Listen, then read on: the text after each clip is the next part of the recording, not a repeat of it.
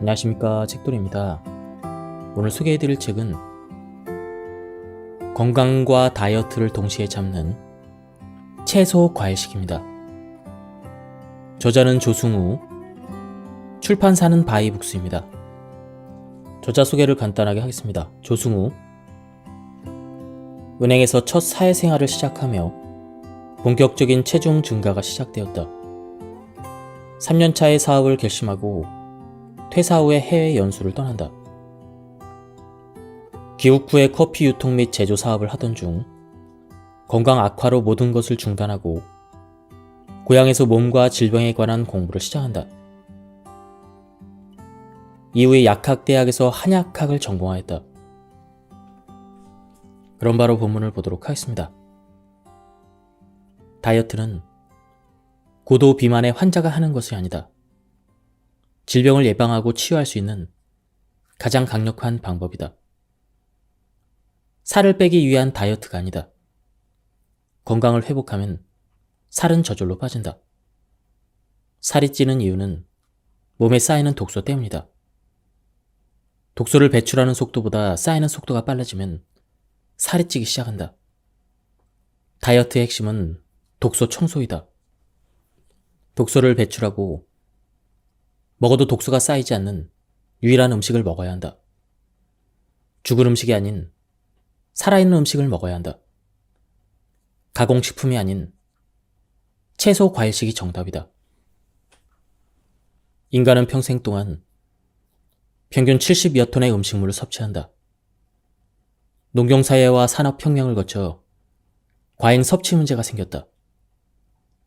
가공식품으로 인해 몸에 쌓인 독소는 질병을 가져왔다. 비만은 질병의 원인이다. 질병의 치료는 몸의 독소 배출로부터 시작한다. 가공되지 않은 자연에서 온 그대로인 음식이 답이다. 채소 과일식으로 질병을 예방하고 벗어날 수가 있다. 진실은 단순하다. 인류가 오랜 시간 동안 먹어왔던 채소 과일식으로 돌아가는 것이 가장 단순하고 효과적인 방법이다. 비만은 현재 우리 몸이 보내는 강력한 생존 신호이다. 몸에 쌓인 독소가 뇌와 심장으로 가는 것을 막고자 지방으로 축적되는 작용이다. 인간이 생명을 유지하기 위해서는 필수적인 것 3가지를 들 수가 있다. 공기, 물, 음식이다. 인간은 음식을 통해 에너지를 얻어 활동하는 생체 시스템을 가지고 있다. 음식으로 인해 생존 문제가 생긴 것이 바로 비만이다. 다이어트는 일반적으로 살을 뺀다는 뜻으로 쓰인다. 다이어트는 살을 일부러 빼는 개념이 아니다. 건강을 회복하면 살은 저절로 빠진다. 다이어트는 평생 해야 될 숙제가 아니다. 질병을 예방하고 치유할 수 있는 가장 강력한 방법이다. 살을 빼는 것이 목적이 아니라 건강해지는 목적이 다이어트이다. 그러나 당장 살을 빼는 것에만 집중해서 시중의 여러 다이어트 방법들을 시도하는 경우 그 결과는 요요 현상으로 더욱 망가진 몸 상태가 된다. 건강해지면 살은 저절로 빠진다. 이 원리를 깨우쳐서 근본적인 접근을 해야 한다. 비만은 단순히 체중이 늘어나는 것이 아닌 몸이 경고를 주는 이상 신호이다. 독소는 몸에서 노폐물을 배출하는 속도보다 쌓이는 속도가 빠르면 생긴다. 독소가 많이 생길수록 살이 찌고 아프게 된다. 다이어트는 단순한 체중 감량이 아닌 독소를 청소하는 작업이다. 몸을 깨끗이 청소하면 비만과 질병을 예방할 수가 있다. 채소 과일식을 하면 몸의 독소가 최소한으로 생기며 배출이 지속적으로 이루어진다. 채소 과일식을 하면 복잡하게 칼로리 계산을 할 필요가 없다. 또한 참으면서 먹어야 하는 맛없는 식단이 아니다. 바로 실천할 수 있고 평생 할 수 있는 가장 단순하면서 자연스러운 그 방법이 바로 채소 과일식이다. 에너지를 통해 인체의 시스템은 작동한다. 에너지는 소화에서 얻는다. 에너지를 얻는 연료는 음식이다. 소화를 하는데 가장 큰 에너지가 사용된다. 가공식품을 먹은 만큼 불필요한 에너지가 쓰인다. 몸에는 독소가 계속 쌓인다. 독소를 제거하기 위해 에너지가 필요하다. 소화에 드는 에너지를 최소화해야 되는 이유이다. 채소, 과일식이 소화를 하는데 에너지가 가장 적게 든다. 독소를 제거하는데 가장 효율적인 음식이 바로 채소, 과일식이다. 소식을 하면 장수한다는 것은 많은 사람들이 알고 있다. 왜 그런지 깊게 생각하지는 않았을 것이다. 소화할 때 사용되는 에너지 소모가 가장 크다. 그로 인해 장기가 빨리 노화되며 여러 가지 질병으로 이어지게 된다. 불필요한 에너지 소비가 적어지는 만큼 수명이 늘어나는 원리이다. 수도승, 스님, 종교인 등 수행을 하며 채소, 과일식을 하는 이들 중 배가 나오고 비만인 경우를 본 적이 있는가? 대부분은 고령이 넘을수록 더욱 눈빛이 살아있고 피부가 좋으며 현명해지는 것을 알 수가 있다. 소화기관을 쉬게 하면 사용할 에너지는 늘어난다. 일반적인 음식은 보통 위에서 머무르는 시간이 3시간에서 4시간이다. 채소, 과일식은 30분에 불과하다. 소화를 위해 사용되는 에너지가 그만큼 적다. 흡수를 통해 얻어지는 에너지는 훨씬 크다. 어떤 음식을 위주로 먹는지가 수명을 결정짓는다. 식생활에서 가장 중요한 부분은 밤에 음식을 안 먹는 것이다. 휴식과 수면으로 회복돼야 될 시간에 음식을 소화하느라 많은 에너지를 소비하게 된다. 이러한 연구 결과를 바탕으로 시간 제한 다이어트 방법이 나왔다. 저녁 8시부터 다음날 아침 8시까지 12시간은 무조건 공복을 유지하기만 해도 비만을 예방한다는 것이다. 중요하게 지켜야 될 원칙은 저녁 8시 이후로 먹어서는 안 된다는 것이다. 저녁에는 몸 안에 쌓인 독소를 청소하는데 에너지가 사용된다. 음식이 들어오는 순간 우선적으로 많은 에너지가 위장에 사용된다. 독이 들어오는 것을 막기 위한 인체 시스템의 결과이다. 야식은 독소를 청소하기 전에 다른 독소가 몸에 더 쌓이게 하는 행위이다. 자주 많이 먹는다고 해서 에너지가 생기지 않는다. 살아있는 신선한 채소, 과일식을 하면 몸은 저절로 독소 청소를 해나간다. 건강을 유지하며 장수하는 비결이 채소, 과일식이다. 몸에 독소가 쌓여 불편할 때 먼저 나타나는 증상은 식욕부진이다.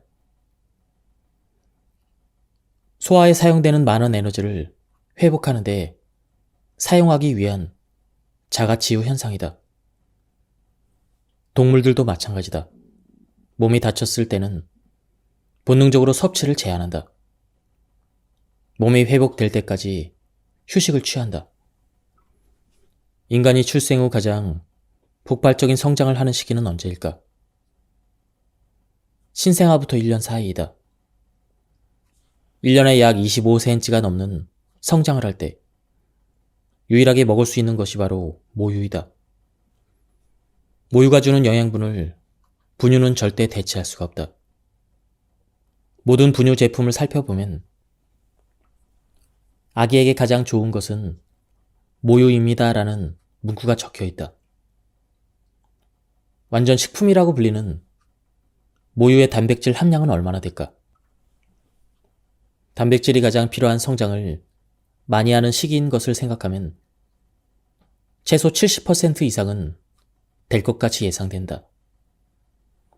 놀랍게도 모유 속의 단백질 함량은 겨우 6에서 7%에 불과하다. 우리는 단백질을 보충한다고 생각하면 우선 고기를 떠올린다. 단백질은 결코 고기에만 있지 않다. 콩가인 대두 22g으로 닭가슴살 170g을 먹는 만큼의 단백질을 얻을 수가 있다. 시금치, 아스파라거스, 브로콜리, 토마토, 오이, 살구, 토마토 등 채소의 단백질 함량은 아주 높다. 인간의 몸은 70%가 수분으로 구성되어 있다. 갓 태어난 아기는 90%에 달한다. 노화 과정을 겪을수록 수분 구성률이 떨어진다. 물을 많이 먹는다고 해서 해결이 되지 않는다.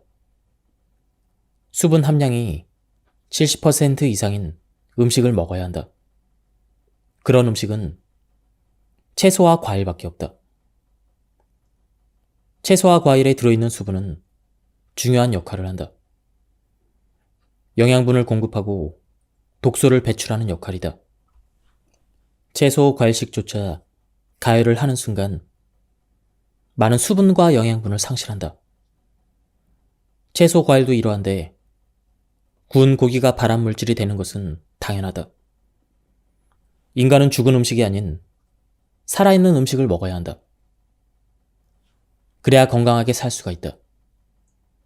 가공식품이 아닌 자연 그대로의 채소, 과일을 섭취하자. 엄청난 체세포 분열을 시작으로 엄마 뱃속에 있다 나온 아기는 몸의 90%가 수분으로 이루어져 있다. 점차 자라면서 70%가 된다. 노화에 따라 50%까지 수분 비율이 떨어진다. 태아의 장기가 생기는 순서는 심장 다음 콩팥이다. 수분을 통해 에너지를 얻는 것이 크다. 인체는 아주 정교한 수력 발전소의 축소판이다. 물을 통해 음양의 전기가 생성된다. 전기 자극에 의해서 모든 세포들이 움직이며 에너지를 만들어내고 움직인다. 몸의 구조를 이해한다면 몸에 가장 좋은 음식은 수분 함량이 높은 자연의 음식임을 알게 된다. 수분 함량이 높다는 것은 모든 영양소를 포함하고 있다는 것을 의미한다. 탄수화물, 지방, 단백질을 기본으로 무기질 영양소가 들어있다. 수분은 영양분을 세포들에 전달하는 역할도 한다. 동시에 노폐물을 제거하는 해독작용이 있어서 가장 중요한 물질이다. 가장 강조해오고 있는 독소 청소의 핵심 역할을 한다는 뜻이다. 단순히 물을 마시는 것과 수분 함량이 높은 채소, 과일식을 먹는 것은 역할이 큰 차이가 있다.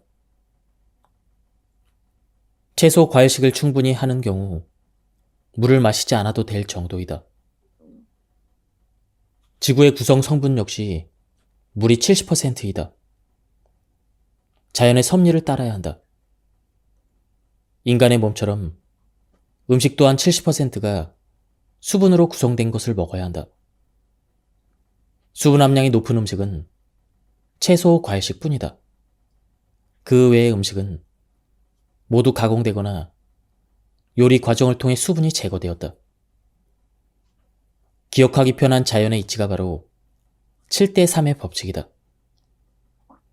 70%는 채소, 과일식을 하고 30%는 곡물류로 구성된 식단을 해야 한다. 이렇게 했을 때 우리 몸은 자연사할 수 있는 최소한의 요건을 갖추게 된다. 새로운 약이 나오기 전까지는 많은 단계를 거친다. 인간을 대상으로 임상실험을 할 수 없기 때문에 동물로 안전성과 유효성 실험을 한다. 초창기 실험 동물들에게 먹이를 영양학적으로 균형 잡힌 식단을 주었다. 바로 가열식을 준 것이다. 동물들은 실험을 받기도 전에 각종 질병에 걸렸다. 이유는 간단했다. 자연식으로 식단을 바꾸자 동물들은 건강을 바로 회복했다. 가열을 한 음식에는 효소가 없기 때문이다. 효소란 화학 반응을 일으키도록 돕는 역할을 하는 단백질이다. 몸이 움직이기 위해서는 반드시 필요한 물질이 효소이다. 효소는 보통 42도에서 기능을 잃는다. 만약 60도가 넘는 불가마 찜질방에서 효소가 든 비싼 물을 마신다면 이건 이미 죽은 물이다. 음식에서도 마찬가지다. 가열되고 각종 화학 첨가물을 만나는 순간 효소는 기능을 상실한다. 가공식품은 모두 효소는 사라진 가짜 음식이다. 눈으로 쉽게 확인할 수 있는 효소는 침이다. 효소는 나이가 들수록 줄어든다. 갓난아기는 침을 질질 흘리지만 아픈 노인은 입이 바짝 마른 것이다. 비싼 효소 기능식품 대신 채소 과일식을 하면 된다. 하버드 의과대학 교수이자 심장질환 연구소 학장인 윌리엄 카스텔리 박사는 과일 성분이 심장 질환을 예방할 수 있다고 했다. 과일에 든 효소가 피를 맑게 해서 동맥이 막히는 일을 방지한다. 과일은 혈액을 맑게 하고 오장육부 기능을 향상시켜주는 최고의 해독제이다. 효소작용이 제대로 이루어지지 않을 때 가장 먼저 소화불량과 만성피로가 생긴다. 일반 음식은 위장에서 3시간에서 4시간 머무르지만 과일은 20분에서 30분만 머무른다. 과일에는 효소가 있어서 이미 소화가 된 상태이기 때문이다. 반면에 인스턴트 식품인 라면, 햄버거, 피자, 빵 등은 효소가 없기 때문에 소화불량을 일으킨다. 몸에 쌓인 독소를 해독하느라 간이 쉴 틈이 없어 항상 피곤을 느낀다. 살아있는 효소가 든 채소 과일식이 진짜 음식이다. 최대한 가열이나 가공을 하지 않고 자연 상태 그대로 섭취해야 한다. 인간은 가열하고 화학 첨가제가 들어간 가공식품을 먹으며 살 수 없게 진화되었다. 수분 함량이 높은 음식을 먹어야 한다. 식사 구성은 수분 함량이 많은 채소 과일식이 70%, 곡물 구성이 30%인 7대3 법칙을 기억하자. 탄수화물과 단백질, 지방은 가열하고 가공하는 순간 발암물질이 나온다. 감자튀김은 절대 먹지 말아야 할 음식이다. 인체활동에 반드시 필요한 효소는 열에 약하다. 소화불량과 만성피로에 시달린다면 가열 가공하지 않은 채소 과일식부터 시작하자. 편도선과 아데노이드 절제술은 절대 쉽게 하면 안 된다. 몸에 불필요한 기관은 없다. 편도선은 면역 시스템의 핵심인 림프 시스템 기관이다. 림프 시스템은 세균을 죽이고 혈액을 깨끗하게 청소해주는 역할을 한다. 림프 시스템을 이해하면 암도 예방할 수가 있다. 암을 예방하고자 유방이나 자궁을 미리 절제해서는 안 된다. 약과 수술이 아닌 음식으로 접근할 때 근본적인 치유와 예방을 할 수가 있다. 독소를 만들지 않고 배출시켜주는 채소 과일식을 통해 림프 시스템을 회복할 수가 있다. 700만 년이라는 긴 시간 동안 몸에는 반드시 필요한 것들만 남게 되었다. 당시의 의학 수준으로는 그 이유를 밝히지 못해 무분별하게 희생되어 온 가장 대표적인 기관이 바로 편도선이다. 현재는 편도선은 몸의 최전선에서 각종 세균들과 바이러스들을 걸러내는 중요한 곳으로 밝혀졌다. 편도선은 목감기를 일으키는 원인이 아님을 기억하자. 림프구가 모여있는 곳으로 면역 체계에 중요한 기능을 담당한다. 림프구는 독소를 제거하는 청소부 역할을 한다. 림프구를 가지고 있는 곳이 림프 주머니이다. 몸에 쌓인 독소는 림프 주머니에 모이게 된다는 점을 이해하면 된다. 림프액을 필터링 해주는 역할로 생각하면 된다. 림프액은 한쪽 방향으로만 흐르는 일방통행을 한다. 호흡과 운동을 통해 근육의 움직임을 통해서만 흐른다. 운동이 면역력을 높여준다는 숨은 뜻은 림프액을 순환시킨다는 말이다. 림프 주머니의 독소를 배출하는 속도보다 쌓이는 속도가 빠르면 부풀어 오른다. 항생제나 소염 진통제는 몸의 자가치유 과정을 멈추게 한다. 크게 부풀어 오른 림프 주머니를 제거하는 경우도 있다. 절대 근본 문제를 해결해 주지 않는다. 맹장과 자궁, 유방절제술은 림프 주머니를 통째로 떼어내는 행위이다. 면역력을 떨어뜨리는 것에 불과하다. 암세포는 전이될 때 림프 시스템을 이용해서 림프 주머니에 우선적으로 가둬진다. 암 수술을 통해 암세포가 있는 림프 주머니를 제거한다.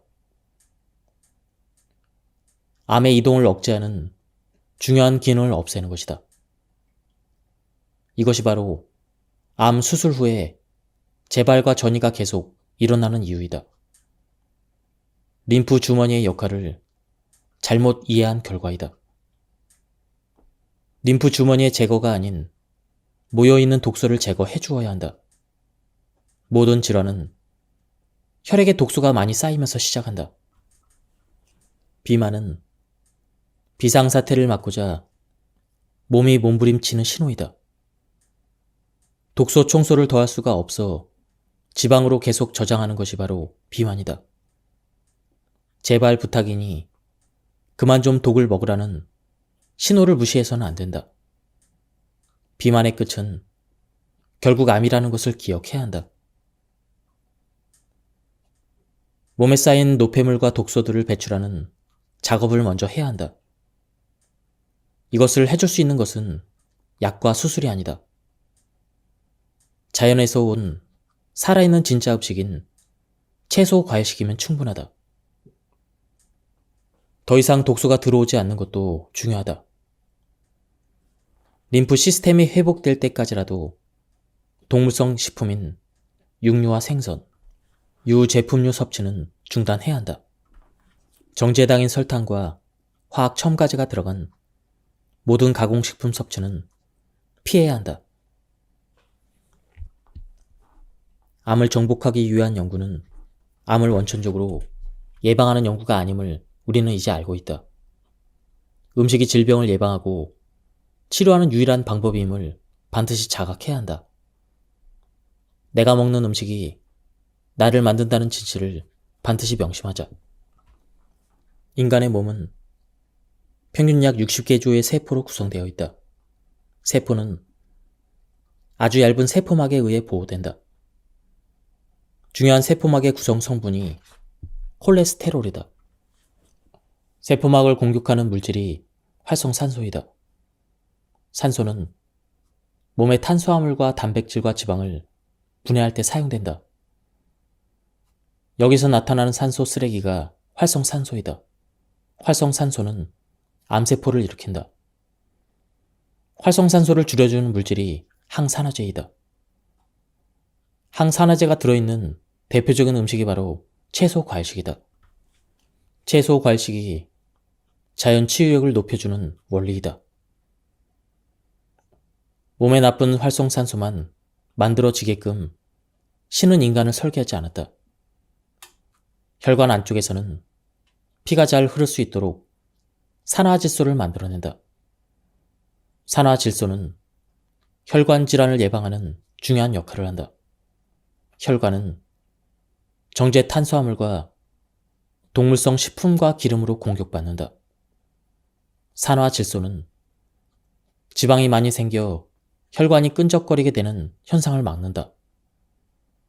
독소를 청소하고 기름때를 제거하는 역할이다. 채소, 과일식은 산화질소 생산에 도움을 준다. 채소, 과일식과 통곡물식은 활성산소를 발생시키지 않는다. 동물성 식품과 기름 성분은 활성산소를 만들어낸다. 채소, 과일식에는 활성산소를 줄여서 암 발생을 억제하는 기능이 있다. 과일은 식후에 먹을 때 발효가 일어나 부패하게 된다. 과일 자체의 문제가 아닌 가공식품 섭취 후에 과일을 먹어서이다. 혈당이 올라가 인슐린 분비가 촉진된다.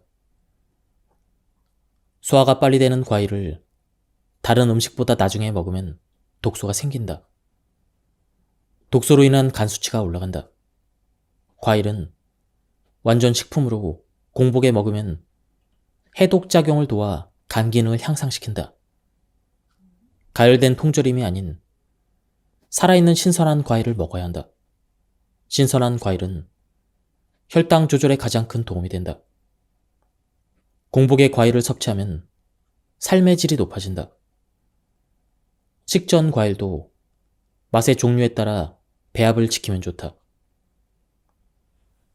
만성 소화불량과 속쓰림으로 장기간 고생한 60대 남성분이 오셨다. 식생활 습관을 면밀히 상담한 결과 식사 후에 꼭 후식으로 과일을 먹는 것을 발견했다. 커피와 담배를 끊은 대신 식후에 입이 텁텁한 증상을 과일로 대체하면서 많이 먹게 되었다. 과일을 공복과 식전에 먹고 식사 후에는 3시간 간격을 두고 먹게끔 식단 지도를 했다.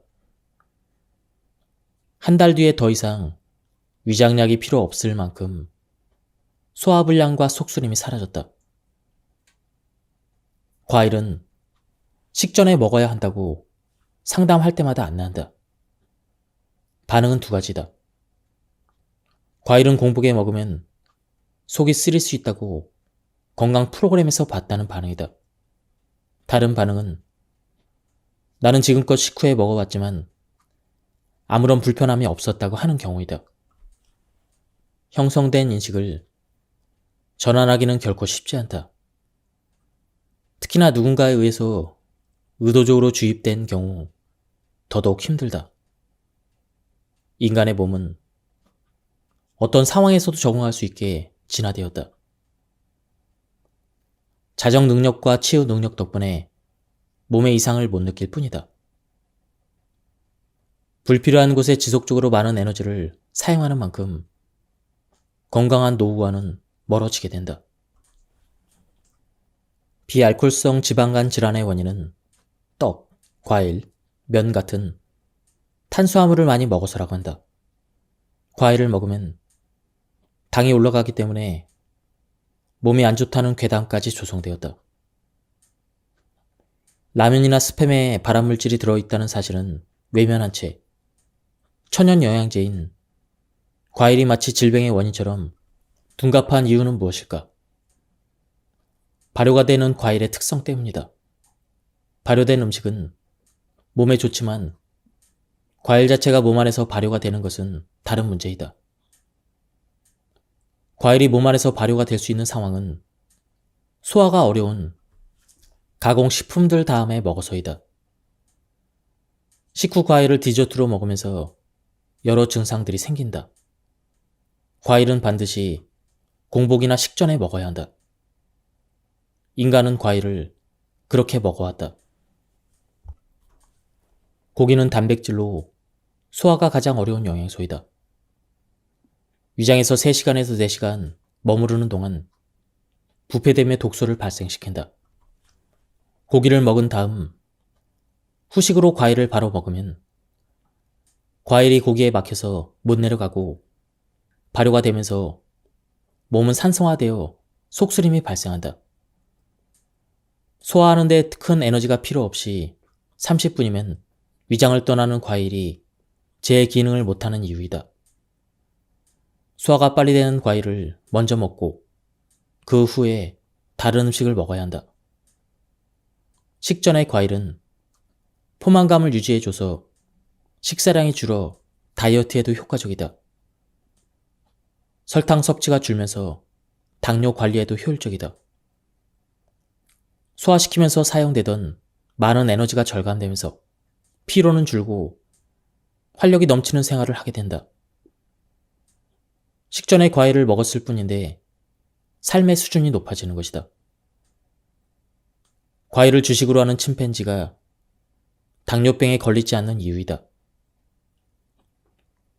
고릴라는 과일만 먹고도 단백질 결핍이 아닌 가장 힘이 센 동물 중 하나가 되었다. 식전 공복에 사과를 먹어 속이 불편한 경우는 다른 과일을 먹다 위점막이 회복된 후에 먹으면 된다. 식전 과일도 배합을 지켜 먹으면 좋다. 가장 단맛이 나는 멜론이나 수박, 참외 종류는 별도로 먹어야 한다. 단맛이 나는 바나나나 포도, 무화과 등은 신맛이 나는 사과, 귤, 파인애플, 딸기 등과 함께 먹으면 좋다. 지방이 많은 코코넛이나 아보카도도 신맛 과일과 먹어도 괜찮다. 단맛과 신맛, 지방이 많은 과일을 동시에 많이 먹을 때는 소화불량이 올 수 있으니 주의해야 한다. 독소 배출을 잘하기 위해서는 아침을 안 먹는 게 가장 좋다. 먹더라도 채소 과일식을 해야 한다. 다이어트를 결심했다면 무거운 아침 대신 가벼운 과일로 하루를 시작해야 한다. 아침에 사과 한 알이면 의사가 필요 없다라는 격언은 오랜 삶의 지혜가 담긴 것이다. 낮 12시까지는 정제 탄수화물과 동물성 식품 대신 채소 과일식을 해야 한다. 채소 과일식은 마음껏 먹어도 상관없다. 모닝커피 대신 과일 주스를 마셔야 한다. 주스를 만들어 먹을 때 알면 흡수에 더 좋은 것도 있다. 당근의 경우 베타캐로틴이라는 성분이 많이 포함되어 있다. 수용성, 즉 물에 잘 녹는 성분이 아니라서 흡수가 잘 안 된다. 당근 자체로만 주스를 만들지 말고 사과나 딸기와 함께 주스를 만들면 좋다. 토마토도 마찬가지다. 주스를 만들 때는 설탕이나 다른 어떤 첨가제도 넣어서는 안 된다. 과일 주스는 절대 가공되어 판매되는 것을 사서 먹으면 안 된다. 열로 살균 처리가 되어 영양소와 생명력이 이미 사라져 있다. 살아있는 과일은 절대 인간의 몸에 해하지 않는다. 사과는 껍질째 먹는 것이 좋다. 주스를 만들 때도 껍질째 넣어야 한다. 농약 부분은 염려될 것이 없다. 대부분의 농약은 사용 후의 2주 내에서 자연적으로 분해된다. 잔류 농약도 세척 과정에서 물에 씻겨 사라진다. 식초나 소금물에 세척할 때와 물에 그냥 했을 때 차이가 거의 없다. 소금물이나 식초에 의해서 영양소가 파괴될 수도 있다. 물에 1분 정도 담갔다가 흐르는 물에 씻어주면 된다. 사과의 꼭지가 움푹 들어간 부분은 잔류 농약이 있을 수 있으므로 제외한다. 딸기 역시 꼭지는 먹거나 주스에 넣지 않는다. 그 어떤 영양제보다 과일 주스가 더 몸에 좋다. 고기를 전혀 안 먹는 것은 채식주의자이다. 현실적으로 쉽지 않다는 걸 잘 알고 있다. 동물성 식품까지 완벽히 제한하기는 더욱 어렵다. 이번 장에서는 현실적인 조언을 하고자 한다. 최대한 한 끼만 고기를 먹는다고 기준을 정해놓자. 안 먹을 수 있는 날이면 더욱 좋다. 아침은 과일과 과일 주스만 먹고 남은 한 끼는 통 곡물과 해조류를 곁들인 식사를 하면 된다. 고기는 반드시 하루에 한 번만 먹자. 한 번에 150에서 200g 이상을 먹지 않도록 제한하자. 외식했을 때 1인분만 먹자는 뜻이다. 자신의 손을 쥐어보자. 그 손에 쥐어줄 정도의 양이 하루에 소화 가능한 실제 필요한 양이다. 고기는 수육이나 보쌈처럼 삶아 먹는 방법이 가장 안전하다. 고기를 삶아 먹지 않는 다른 방법을 쓰는 경우에는 모두 발암 물질이 나온다. 직화로 구울 때 나오는 유해 물질은 담배 연기와 자동차 배기 가스이다. 160도 이상에서 조리를 하면 고기는 모두 발암 물질이 나온다. 고기를 구워 먹을 때 환기가 제대로 되지 않으면 우리는 간접 흡연을 하고 있는 것과 같다. 고기를 먹을 때는 반드시 식이섬유가 풍부한 채소와 같이 먹어야 한다. 고기만 먹는 것보다 쌈 야채와 같이 먹을 때 소화와 노폐물 배출이 잘 이루어진다. 고기가 주는 위험이 완전히 사라지진 않는다. 이를 최소화하기 위해서는 반드시 쌈 야채를 같이 먹어야 한다. 상추와 깻잎은 항산화 작용으로 벤조피렌의 독소를 줄여준다. 양파와 마늘의 알리신 성분은 기름으로 인해 혈관이 막히는 것을 예방해준다. 상추와 깻잎 역시 혈관을 깨끗하게 해주는 역할을 한다. 양파의 퀘세틴 성분은 염증 회복에 도움을 준다. 고추의 캡사이신 성분은 지방 분해에 도움을 줘서 독소를 줄여준다. 채소 과일식을 먹기 시작하면 포만감이 들지 않는 경우가 있다. 공복감으로 계속 허기가 들면 짜증이 날 수도 있다. 고구마나 감자와 같은 녹말 음식을 통해 보완을 해주는 것이 좋다. 일주일 정도 채소 과일식을 하면 독소가 충분히 제거되고 그 후에는 괜찮아진다. 가짜 허기로 인한 채소 과일식을 그만두고 다시 가공식품을 먹어서는 안 된다. 하루 이틀에 끝나는 방법이 아닌 지속 가능하도록 나에게 맞는 방법을 찾아야 한다. 과일과 같이 완전 식품에는 고구마와 감자가 있다. 모든 필수 영양소를 채울 수가 있다. 고구마와 감자의 녹말에는 탄수화물이 풍부하여 식감도 좋다. 녹말은 씹을수록 신경을 안정시켜주는 호르몬의 변화도 가져온다. 녹말 음식에는 고구마, 감자 외에 현미, 옥수수, 보리, 조, 통밀이 있다. 콩과 옥수수는 채소 과일식과 함께 섭취하면 비타민을 보충할 수가 있다. 수입산이 아닌 국산 유기농 제품을 이용하자.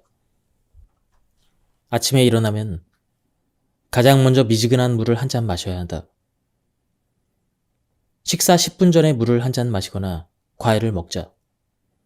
식사 중에 물을 마시면 소화에 도움이 안 될 수도 있다. 가뜩이나 섞어 먹는 음식으로 중화된 소화액이 물이 들어와서 더 희석된다. 소화 불량으로 독소와 노폐물이 쌓인다. 배출 작용도 어려워져 살이 찐다. 어릴 때부터 올바른 식습관을 만들어 주는 게 중요하다. 아이들이 계속 배가 아프다고 할 때는 식사 중에 물을 너무 많이 마시지 않는 것인지 확인해야 한다. 식사 후에도 2시간 정도 지나서 마시는 것이 소화에 좋다. 물은 언제 마셔야 할까? 물이 필요한 신호는 목마름이다. 입이 마르거나 갈증이 느껴지면 이미 수분이 부족한 상태이다. 부족하기 전에 보충해야 예방이다. 문제는 목이 말라도 물을 마시지 않는 것이다. 물은 의식적으로 마셔야 한다. 가장 좋은 것은 수시로 과일을 먹는 것이다. 물이 부족하면 이유 없이 피곤하고 신경질적으로 바뀐다. 많은 영양소와 호르몬 생성에 영향을 끼치기 때문이다.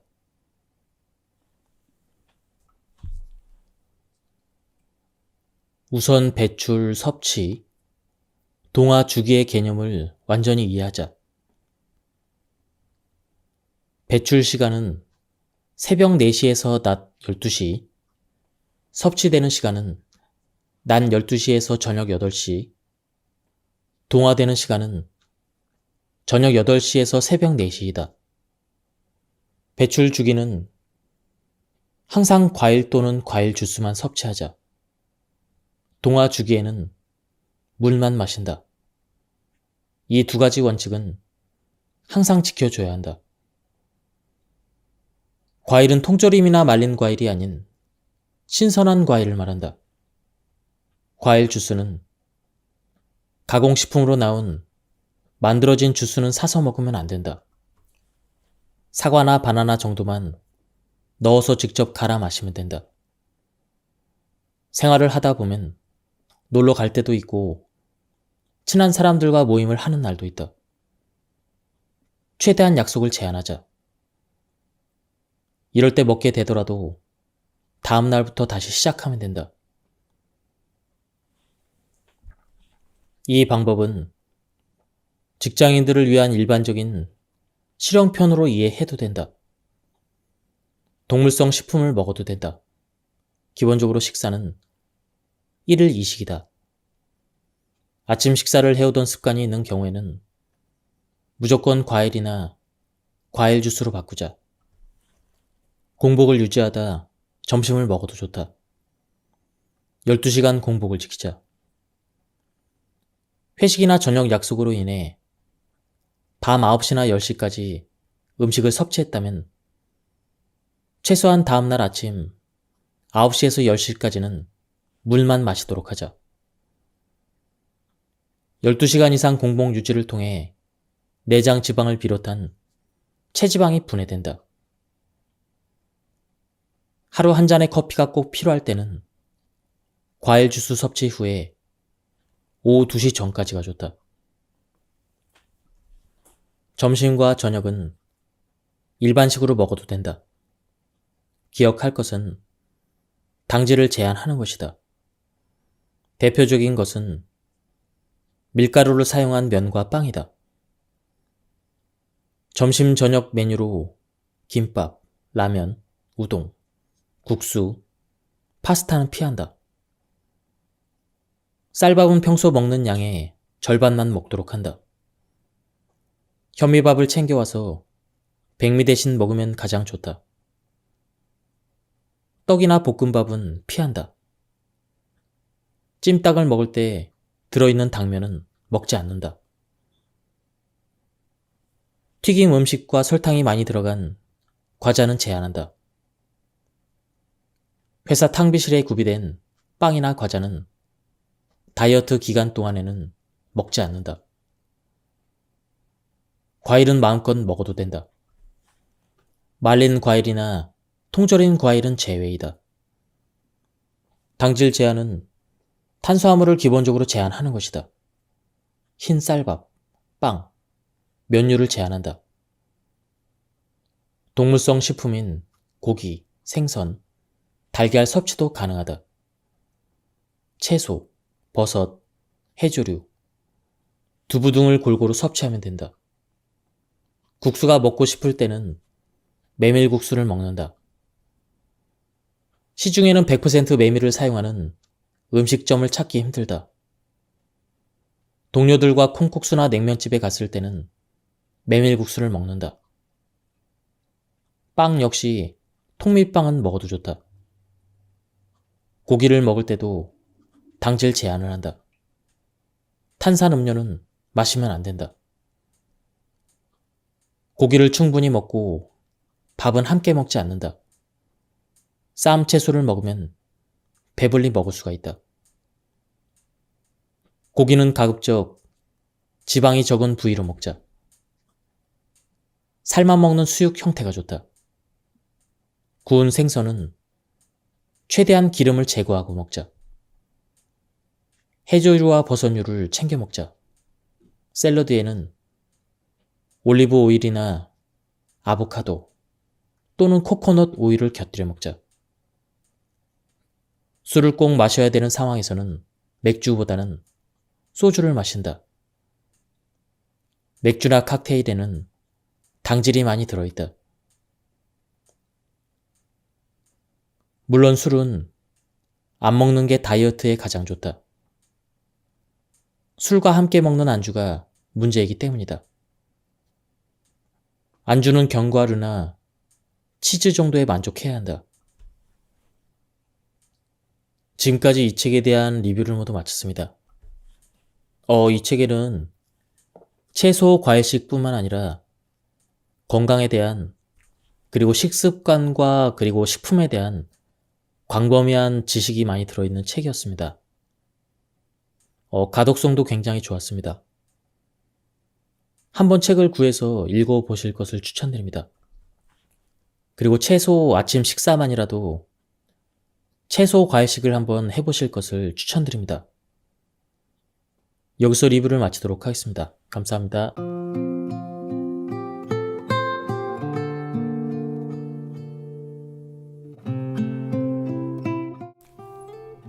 안녕하십니까, 책돌이입니다. 오늘 소개해드릴 책은 완전 배추입니다.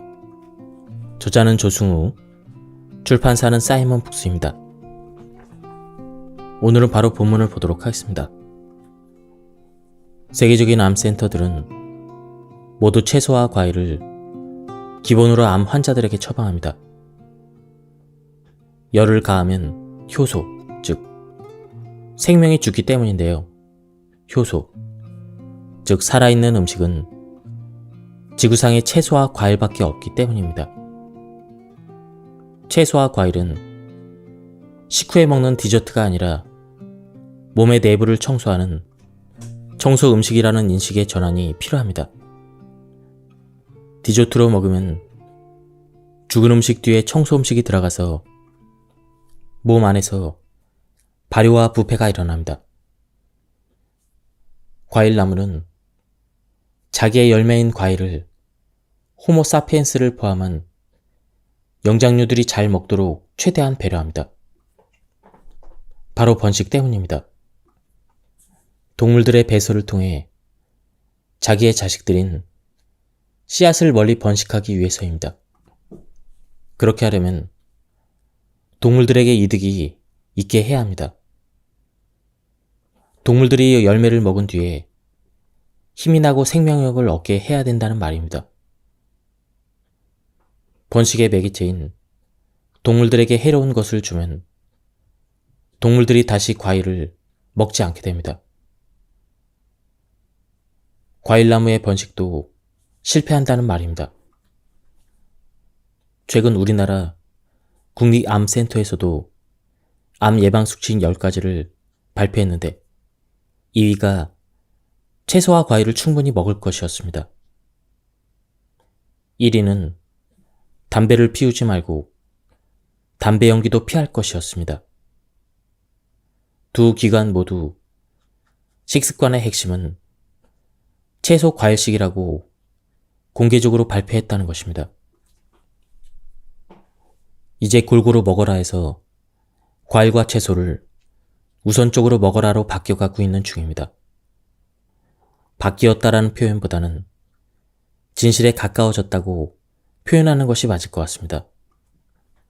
이제 많은 사람이 채소 과일이 좋은 건 알겠는데 먹기 귀찮다는 반응이 나옵니다. 그래서 제가 7대3 법칙으로 드시라고 주장하는 것입니다. 과일과 채소를 70%로 하고 30%를 일반식으로 드시라는 것입니다. 저 역시 7대3 법칙을 실천하여 18kg를 감량하고 요요 없이 177에 62kg에 날렵하고 건강한 몸을 유지하고 있습니다. 단 2주만 하셔도 기적을 경험하시리라고 장담합니다. 다음은 한 독자의 사연입니다. 우선 물에 불린 현미, 각종 채소와 과일, 미역귀, 당근 사과를 넣은 무첨가 주스 등을 먹었습니다.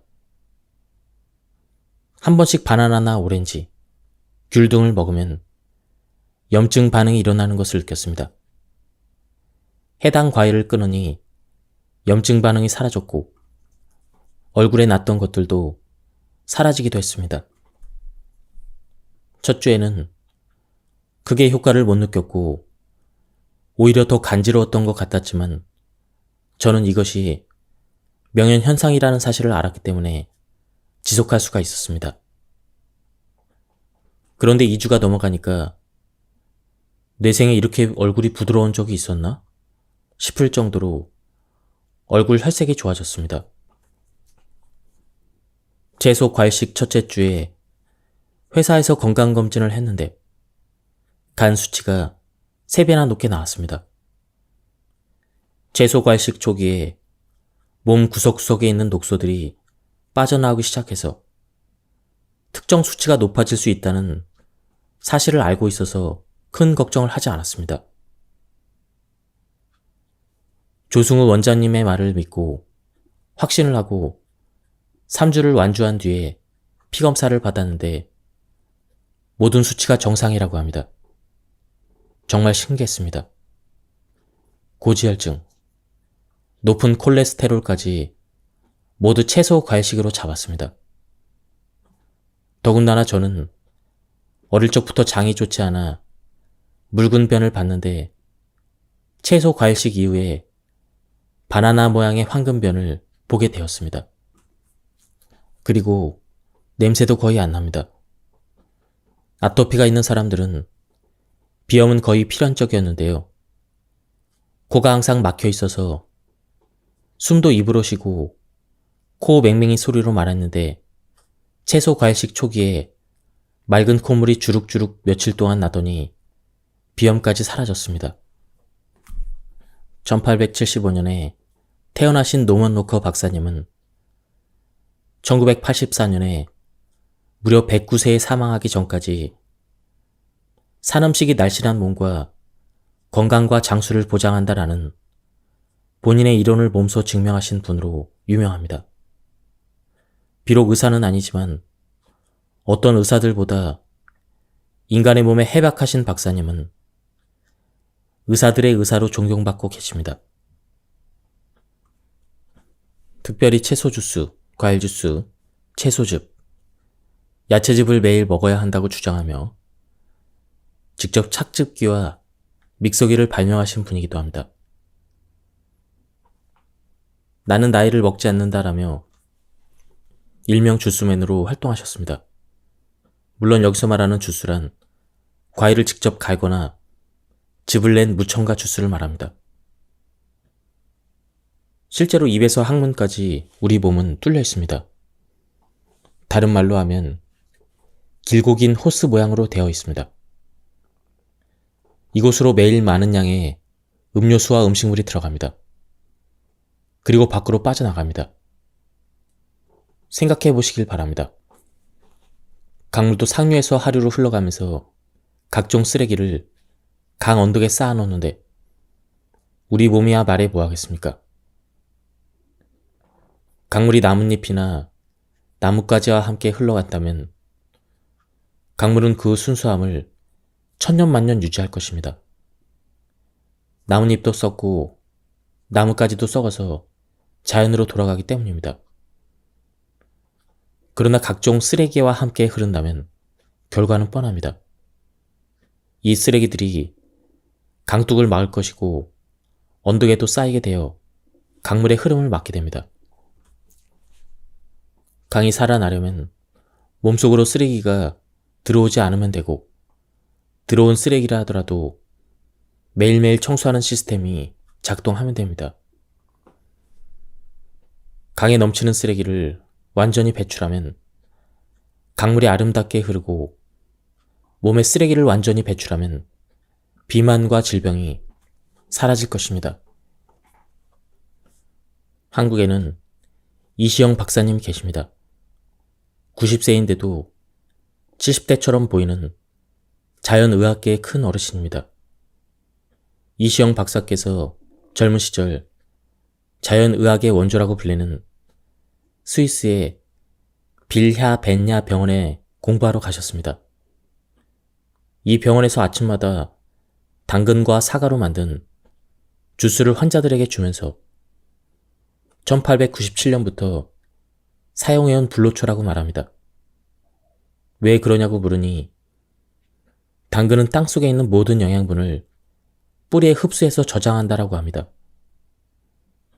박사님은 지금도 90세의 몸으로 아침 체조와 명상 후에 당근과 사과로 만든 주스를 마시고 있다고 합니다. 무려 50년이 되었습니다. 50여 년 동안 감기나 몸살에 한 번도 걸린 적이 없다고 하십니다. 박사님은 당근 2개와 사과 1개를 착즙기나 믹서기로 만들어 마시는데요. 빌야 벤야 병원에서 왔다고 해서 벤나 주스라는 제품명으로 우리나라 식품회사에서 제조해서 판매까지 하고 있습니다. 당근의 효능을 저는 3가지로 꼽는데요. 첫 번째가 눈 건강입니다. 베타캐로틴은 바로 우리 몸에 들어오면 비타민 A로 전환이 되는데요. 이 비타민 A가 눈에 좋은 성분입니다. 안구 건조가 너무 심하신 분들도 인공 눈물을 넣지 마시고 매일 당근 하나씩을 챙겨 드시기를 권합니다. 두 번째가 피부입니다. 오장육부가 하는 일은 수도 없이 많습니다. 특히 침묵의 장기라 불리는 간이 하는 일은 500여 가지가 넘습니다. 실제로 밝혀지지 않은 일까지 하면 수천 가지가 넘습니다. 당근은 간이 해야 될 일을 대신 해주기 때문에 간에게 휴식을 줍니다. 췌장만 힘들어서 인슐린 저항성이 오는 것이 아닙니다. 독소 배출이 원활하게 되면 가장 처음 반응하는 곳이 우리의 피부입니다. 사람들이 가끔 저에게 비비크림 바른 것이 아니냐고 묻기도 하는데요. 저는 피부에 어떤 화장품이나 화학약품을 바르지 않습니다. 제 피부의 비결은 사과와 양배추와 상추와 당근과 각종 무첨가 주스입니다. 얼굴이 거무튀튀하다면 간이 안 좋으세요? 라고 말하곤 하는데요. 간과 피부는 부부관계나 다름없습니다. 아내가 화나면 남편도 짜증이 나고 남편이 즐거우면 아내도 기쁩니다. 살아있는 채소와 과일은 몸속의 노폐물을 완전히 배출하면서 간이 해야 되는 일을 대신해주기 때문에 간이 좋아지고 피부가 좋아지는 것입니다. 첫째로 눈에 좋고, 둘째로 피부에 좋고, 셋째로 혈관에 좋습니다. 당근에는 카로티노이드라는 성분이 많은데요. 혈관 내피세포의 염증을 줄여서 동맥경화를 예방합니다. 또한 당근 속의 칼슘 성분은 혈관 확장과 혈액순환을 촉진한다는 논문들이 수도 없이 많이 나와 있습니다. 혈관에 좋으니 당연히 뇌 혈관에도 좋습니다. 당연히 중풍도 예방됩니다. 간혹 아침에 무첨가 주스를 드시라고 했더니 주스를 먹고 우유와 토스트를 드시는 분들이 계십니다. 산 음식을 드시라 했더니 사과와 당근을 먹고 빵과 라면을 드시는 분이 계십니다. 그것은 마치 도서관에서 밤새 공부를 하고 집으로 돌아오다가 출출하니까 편의점 탁자에 앉아 보름달 빵과 소주 한 병을 마시는 것과 같습니다. 공장 음식은 재료만 준비되면 기계를 돌려 하루 만에 수천 수만 명이 먹을 수 있는 음식을 만들어냅니다. 저는 공장 음식은 음식이 아니다라고 표현합니다. 죽어있는 음식은 진정한 에너지를 만들어내지 못합니다. 살아있는 효소, 즉 살아있는 에너지를 얻을 수 있는 음식은 채소와 과일밖에 없습니다. 저는 채소와 과일이 식단의 70%가 되고 일반 음식이 30%, 즉 7대3의 법칙만 지켜도 우리의 몸은 살이 빠지고 질병을 예방할 수 있다라는 메시지를 전하고 있습니다. 그러나 맨 처음 명현 반응이 오기도 합니다. 설사가 대표적인데요. 이것을 부작용이라고 생각하면 오해입니다. 우리의 위장은 각종 화학 첨가제로 오염되어 있습니다. 채소와 과일을 먹으면 이 오염물질을 청소하게 되는데 맨 처음 오는 반응이 설사입니다. 방부제, 보존제, 향미 증진제 등 화학물질에 길들여진 위장에 신선한 효소물질이 들어오니까 위가 반응을 하고 몸이 깨어나서 몸을 청소하는 현상입니다. 가려움증이나 콧물이 나기도 합니다. 최소 2주 정도는 이런 현상이 나타나는데 겁내실 필요도 없고 중단하실 필요도 없습니다. 수년 수십 년 먹어온 공장 음식으로 인한 오염물질을 배출하는데 어찌 시간이 걸리지 않을 수 있겠습니까? 우리 인간은 외부의 침입으로부터 스스로를 방어하기 위해 고열과 구토와 설사라는 발명품을 만들어냈습니다. 그런데 공장 음식의 경우 우리의 간과 신장과 위장이 난생 처음 접하는 화학 첨가제들이라서 반응을 할 수 없습니다. 무언가 더부룩하다는 느낌이 드는 상태로 입이 즐겁기 때문에 계속 쑤셔 넣게 됩니다. 이런 상태에서 채소와 과일을 먹으면 위장이 깨어나서 소화 흡수력이 좋아집니다. 소화 흡수력이 좋아지니까 피부가 좋아집니다. 그 이유는 밤에 숙면을 취할 수 있어서 피부 재생과 각종 치료와 복구에 에너지가 쓰이기 때문입니다. 가끔 비염이나 아토피를 가지고 계신 분들은 콧물과 기침과 가래가 나올 수도 있습니다. 그러나 전혀 당황할 필요가 없습니다. 이건 역시 우리 인간이 가진 정화 능력 중 가장 대표적인 것입니다. 몸에 열을 내고 콧물과 가래를 통해서 몸속에 노폐물을 배출하게 됩니다. 저는 항상 2주만 꼭 경험을 해보시라고 권유를 드립니다. 왜냐하면 운동이나 다이어트나 금연 등 뭐든지 길게 잡으면 쉽게 포기합니다. 한 달 내내 채소와 과일을 먹을 수 있는 사람은 아무도 없습니다. 그래서 저는 맨 처음 아침만이라도 채소 과일식으로 바꾸고 점심과 저녁은 드시는 대로 드시라고 합니다.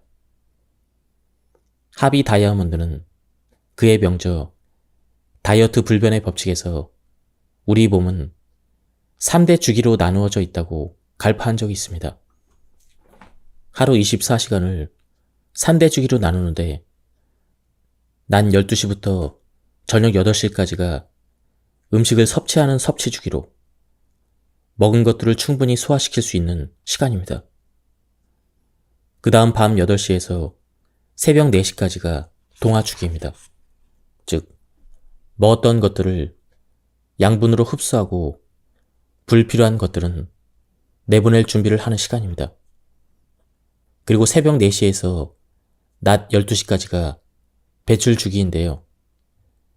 이때가 아주 중요하다고 저는 강조합니다. 낮 12시까지 내 몸에 쌓인 노폐물을 밖으로 내보내는 배출 주기입니다. 아침에 눈곱이 껴서 세수하게 되고 소변과 대변을 밖으로 배출하는 것만 봐도 아주 쉽게 오존 시간이 배출 주기인 것을 알 수 있습니다. 시리얼과 우유 등 소화하기 힘든 것을 먹는 것은 자연에 대한 반역이라고 저는 말합니다. 아침부터 무언가를 먹기 시작하면 에너지가 엄청 소모됩니다. 배출에 쓰여야 될 에너지가 소화에 쓰이게 되기 때문입니다. 그래서 저는 굳이 아침을 먹어야 한다면 채소와 과일 또는 무첨가 주스를 드시라고 강조합니다. 채소와 과일은 불과 30분 만에 소화되고 무첨가 주스는 불과 5분 내에 소화를 마치게 되기 때문입니다. 2주에서 한 달 정도만 실천해보면 변비가 사라지고 비염이나 아토피 또는 이명이 사라지는 놀라운 경험을 하게 됩니다. 따라서 비타민제나 영양제를 먹을 필요가 없습니다. 그렇다면 수천만의 채소와 과일 중에 무엇을 먹어야 할까요? 결론부터 말씀드리자면 과일은 사과, 채소는 양배추, 이렇게 두 가지를 추천합니다. 복잡하게 식단표를 짜게 되면 많은 사람이 스트레스를 받기 때문인데요. 음식도 인생도 단순해야 지속 가능한 법입니다. 사과나 양배추는 어디에 가도 있습니다. 전 세계 어디를 가도 쉽게 접할 수 있고 바로 우리 동네 마트에도 있습니다. 오랜 시간 동안 인류가 먹어온 과일 중에 지금까지 사과가 생생하게 살아남은 것은 그만큼 우리 인간에게 가장 많은 영양소를 주었다는 것을 증명합니다. 매일 사과 한 알이면 의사가 필요 없다라는 서양 속담이 괜히 나온 말이 아닙니다. 우리 인간은 이처럼 단순한 진실을 복잡하게 만드는 어리석은 동물입니다. 진실은 항상 단순하고 가까운 곳에 있는 법입니다. 양배추의 경우 얇게 채를 썰어서 우적우적 그냥 한 움큼씩 씹어 드시는 습관만 들여도 변비는 저절로 해결됩니다. 과일 주스는 혈당을 높인다라는 말에 현혹되지 않기를 바랍니다. 시중에서 파는 과일 주스는 당연히 혈당을 올립니다. 무공해나 유기농이라는 말에 현혹되지 않기를 바랍니다. 살균이나 멸균을 거치는 순간 그것은 더 이상 살아있는 음식이 아닙니다. 아무리 유기농 과일이라고 해도 열을 가하는 순간 각종 미네랄은 모두 사망이라는 사실을 꼭 기억하시길 바랍니다. 전문가들은 정제된 가짜 과당과 과일 속에 들어있는 진짜 과당을 한 묶음으로 비판하는 경향이 있습니다. 식물에서 추출한 뒤에 열처리해서 물에 녹인 것을 액상과당이라고 합니다. 이것은 단당류로서 다당류인 과일과 근본적으로 다릅니다. 액상과당은 세상의 어떤 당품보다 체내 소화 흡수가 빠르게 이루어져서 혈당을 급격하게 상승시킵니다. 당근과 사과와 양배추를 즙이나 주스로 내서 마시든 그냥 먹든 2주 동안만 실천해 보시길 권합니다. 그 이후에 당신의 몸에 복잡한 이름의 질병을 붙인 의사를 찾아가 보십시오. 진료 기록부를 새로 만들면서 깜짝 놀랄 것이라고 저는 장담합니다. 어쩔 수 없이 고깃집을 가시더라도 샐러드 셀프바가 있는 집을 가실 것을 추천합니다. 상추와 각종 채소를 가져다 먹을 수 있으니 설사 고기를 드시더라도 상추의 파무침과 마늘과 양파를 가득 넣어서 쌈으로 드시면 고기 1인분의 반도 먹기 전에 배가 불러옵니다. 이것은 제 경험인데요. 채소로 배를 채우면 다음날 아침에 배변이 너무나 시원합니다. 어제 먹은 파무침과 양파 냄새가 밖으로 배출되는데요. 몸속에서 소화가 완성되어 완전히 배출되었다는 증거입니다. 몸무게는 1kg이 빠져 있습니다. 굶어야 빠진다가 아니라 몸 청소를 해야 빠진다가 정답입니다. 야채를 드실 때 농약이 걱정된다는 분들이 계시는데요. 농약 역시 우리나라 식약처가 세계 1등급 수준으로 검열을 하고 있습니다. 또한 수용성 농약을 쓰고 있기 때문에 수확 후에 2주 정도가 지나면 다 사라지는 농약만 쓰도록 하고 있습니다. 그마저도 잔류 농약은 물에다가 씻으면 다 사라지게 되어 있습니다. 정 불안하시면 물에다가 일단 담그시고 1, 2분 정도 놔두었다가 흐르는 물에 좌우로 3번 상추를 흔드시면 됩니다. 그리고 가능하다면 세제를 사용하지 마실 것을 부탁드립니다. 아무리 천연 세정제라는 이름이 붙어도 일종의 비누물입니다. 불안한 소비자의 마음을 파고든 마케팅일 뿐입니다. 당신이 과일과 채소를 아무리 좋아한다고 해도 한꺼번에 많이 먹을 수가 없습니다. 딱 먹을 만큼만 먹게 됩니다. 배가 불러서 먹을 수가 없습니다. 바로 그 지점이 식사를 멈춰야 될 순간입니다. 당신은 과일과 채소를 먹은 뒤에 가볍게 산책을 할 수도 있고 자전거도 탈 수 있으며 배드민턴도 칠 수가 있습니다. 그러나 빵과 스테이크와 피자와 햄버거를 한꺼번에 먹는다면 분명 엄청난 양을 먹고 있는데도 식욕은 멈추질 않을 것입니다. 그리고 헉헉거리면서 소파에 눕게 되는데 TV 리모컨을 찾아 채널을 돌리면서 또다시 맥주를 마시게 됩니다. 불에 익히거나 공장에서 정제된 음식은 호모 사피엔스의 신경을 틀어막아 적정량을 분간할 수 없게 교란시키기 때문입니다. 우리가 만들어 먹는 모든 음식은 특정 소화 원소 및 분자들의 합성 물질입니다. 우리가 생채소와 생과일만 먹게 되면 그 구성 원소들은 활성화됩니다. 유기적으로 살아있는 원소들이기 때문에 적절히 섞어 먹어도 아무런 문제가 없습니다. 그런데 음식을 가공하거나 익히게 되면 그 구성 원소들이 불활성화됩니다. 이는 모든 음식에 예외 없이 해당합니다. 전분, 곡류, 설탕은 알칼리성에 속하므로 알칼리성 소화액이 필요합니다. 농축된 단백질, 고기, 생선, 계란, 우유 등은 산성에 속하며 산성 소화액을 필요로 합니다. 따라서 당신이 고기와 빵이나 감자를 함께 털어 넣으면 서로 소화에 방해를 받습니다. 그 결과는 바로 탄수화물의 발효와 단백질의 부패, 즉 방귀와 트름으로 변한다는 사실을 명심하길 바랍니다. 거기에다가 독성 가득한 공장 음식을 먹게 되면 그 독성 물질은 하루에 처리할 수 없기 때문에 어디엔가 저장해 둬야 합니다. 그 최적의 저장 장소는 바로 지방 세포입니다. 허리나 장단지나 엉덩이가 바로 그것입니다. 일단 저장해 놓았다가 다음날 처리하라고 뇌에서 명령을 때리기 때문입니다. 그런데 다음날 또 공장 음식이 들어온다면 뇌는 물을 많이 마셔서 중화시켜라라고 명령을 내립니다. 당신이 독성 가득한 공장 음식을 먹으면 더 먹을수록 물을 많이 마시게 되는 이유입니다. 수분과 지방은 친구 사이입니다. 지방은 수분을 부르는데 특히 독성 가득한 수분을 부릅니다.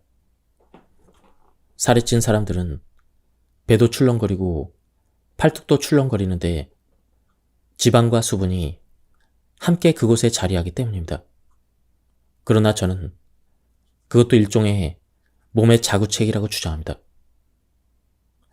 독성 물질이 지방세포에 저장되지 않고 혈관을 타고 온몸을 돌아다닌다면 사망이기 때문입니다. 물을 마셔 중화시키지 않으면 독성 물질이 심장을 파고들거나 뇌 속으로 침투하면 사망이기 때문입니다.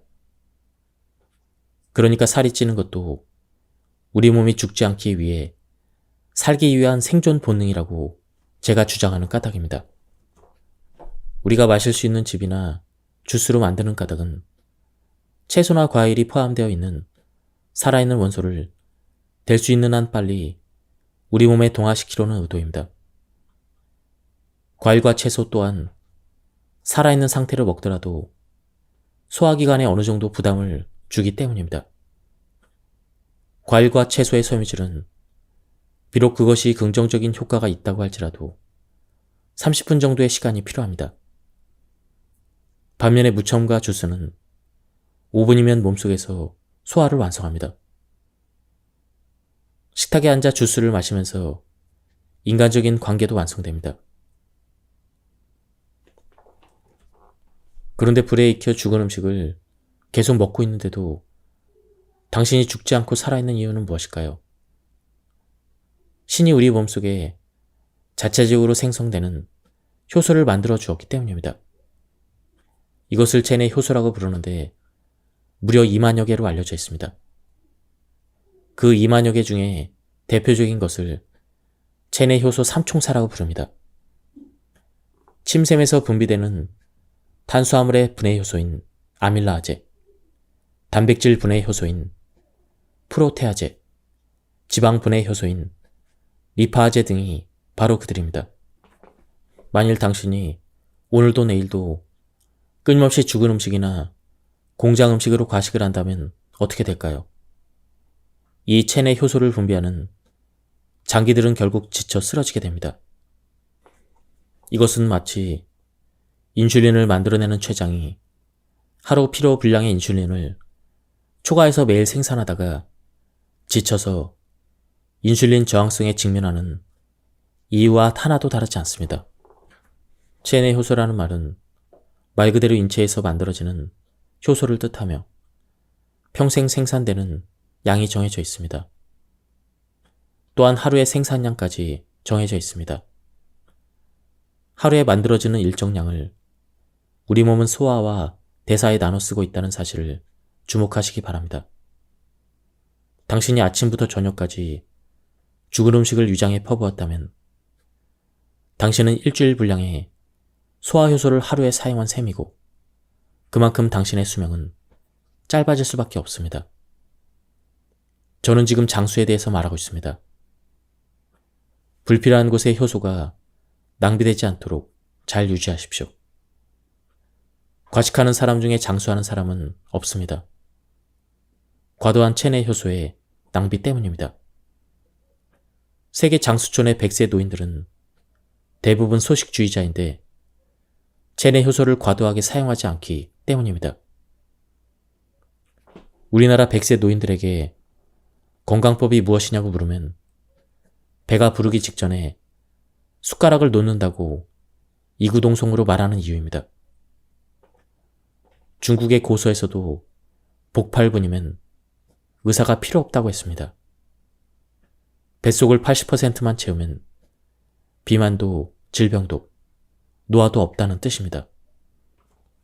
그렇다면 효소가 낭비되는 가장 대표적인 음식은 무엇일까요? 무엇을 먹으면 속이 더부룩한가 생각해보면 그것이 정답입니다.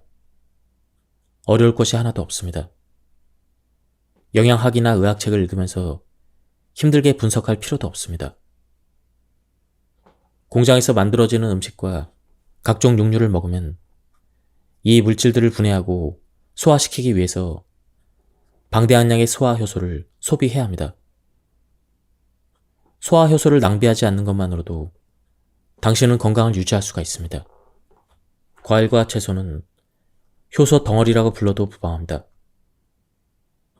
당신은 과일과 채소를 먹고 속이 더부룩해진 경험이 있습니까? 과일과 채소는 30분 만에 소화됩니다. 무첨과 주스는 불과 5분 만에 소화됩니다. 과일에 특별한 알레르기가 있는 경우를 제외하고 당신은 과일과 채소를 먹고 10km를 걸을 수 있고 가벼운 운동도 할 수가 있습니다. 5kg짜리 수박 한 덩이를 먹고도 운동할 수 있습니다. 이미 소화가 완성되었기 때문입니다. 때때로 저를 잘 모르는 사람들은 제가 고기나 생선을 거의 먹지 않는다는 사실을 알게 되면 도대체 당신은 어디서 단백질을 섭취합니까? 이런 질문을 하곤 합니다. 이 질문은 채식과 육식에 관한 대화에서 자주 거론되는 주제라는 사실을 저 또한 알고 있습니다. 그런데 이는 인간의 몸속 세포와 조직에 대한 지식이 얼마나 부족한지를 단편적으로 보여주는 사실이기도 합니다. 이는 또한 육류와 같이 농축된 단백질을 소화시키는 과정이 얼마나 힘든 일인지 모르는 것을 증명하며 육식이 인간의 수명과 건강에 치명적인 영향을 주는지 모르는 것도 증명해 줍니다. 당신이 가장 먼저 알아야 될 명확한 사실은 인간의 몸은 육류와 생선과 같은 살코기의 단백질, 그 자체를 직접 활용할 수 없다는 사실입니다. 단백질은 반드시 몸 안에서 먼저 분자와 원자로 분해되어야만 합니다. 그런 후에 그 원자와 분자들을 우리 몸에 필요한 아미노산으로 재결합시켜야 합니다. 그 결과로 생긴 아미노산은 우리가 먹는 고기를 구성하고 있는 아미노산들과 전혀 다른 종류의 것일 수도 있습니다. 단백질을 먹는다고 해서 단백질이 생기지 않는다는 것입니다. 이러한 소화분해 과정에서 우리의 소화기관들은 매우 과중한 일을 해야 되는데 그 결과로 과도한 요산이 발생하게 됩니다. 이 요산은 결국 체내로 흡수되어 상당 부분이 근육에 저장됩니다. 계속해서 육류를 섭취하면 근육 부위에 요산이 포화 상태에 이르게 되는데요. 이렇게 되면 요산은 결정 과정을 거쳐 아주 미세한 요소 결정체를 근육 속에 저장하게 됩니다. 그 결정체는 마치 가늘게 부서진 유리 파편과도 같은 것입니다. 과도한 육류 섭취로 인한 신경통으로 흔히 통풍이라고 불립니다. 바람만 스쳐도 통증이 느껴진다고 해서 붙여진 이름입니다. 이 통풍은 현대의학에서도 근본적인 치료가 불가능합니다. 근육과 신경 속에 박힌 수천 수만의 미세 조각들을 무슨 재주로 제거한다는 것입니까?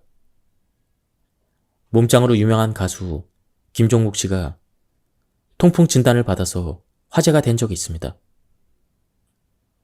그는 아주 오랫동안 단백질 제품의 광고 모델로 일해왔습니다.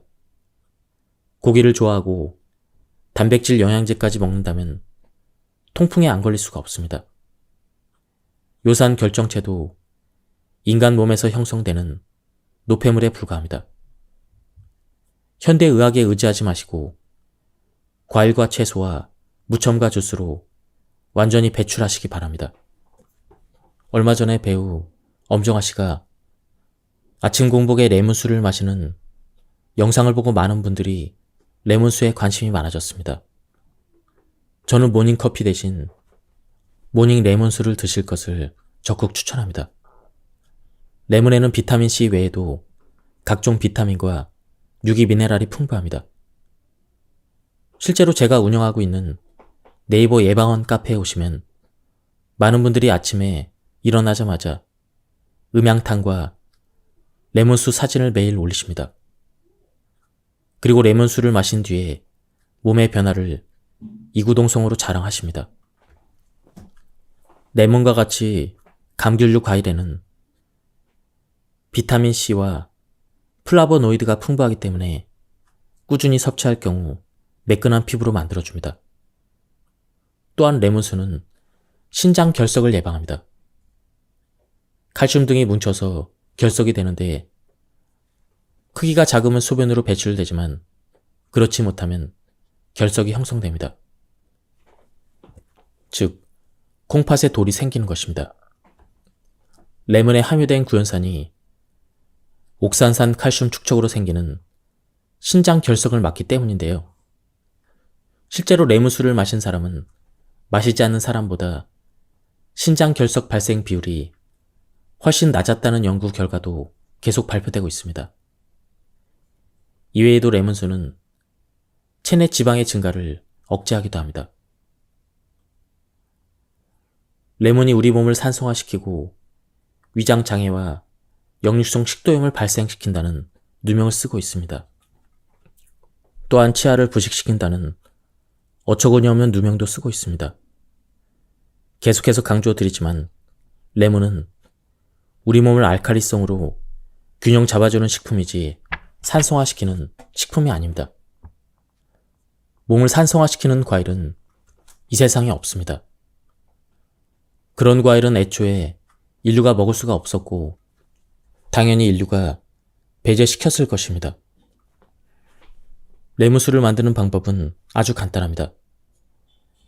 일단은 껍질을 잘 씻으신 다음 얇게 잘라서 그냥 바로 물에 타서 드시면 됩니다. 그러면 물의 양과 레몬의 비율을 어떻게 맞춰야 하나 궁금하실 텐데요. 물 500ml 한 컵에 레몬 반쪽이 가장 적당합니다. 일반 크기의 레몬 한 알에 1리터 비율이 적당한데 드셔보시고 레몬의 양을 늘리거나 물의 양을 줄이거나 하시면 됩니다. 레몬수가 좋다고 해서 하루에 2리터 이상 강박적으로 드시면 위에 탈이 날 수도 있으니 오전에 한 컵, 오후에 한 컵, 이런 식으로 조절하시면 됩니다. 몸에 좋다는 레몬수도 몸이 적응해 나가는 시간이 반드시 필요하다는 사실을 꼭 기억하시기 바랍니다. 지금까지 이 책에 대한 리뷰를 모두 마쳤습니다. 저도 이 책을 읽으면서 채소 과일식을 한번 해봤는데요. 하루에 한 끼 정도는 그냥 일반식을 하고 나머지 70%는 채소 과일식을 해봤습니다. 며칠 해보진 않았지만 몸의 컨디션이 좋아지는 것을 느낄 수가 있었습니다. 한번 책을 구해서 읽어보실 것을 추천드립니다. 여기서 리뷰를 마치도록 하겠습니다. 감사합니다.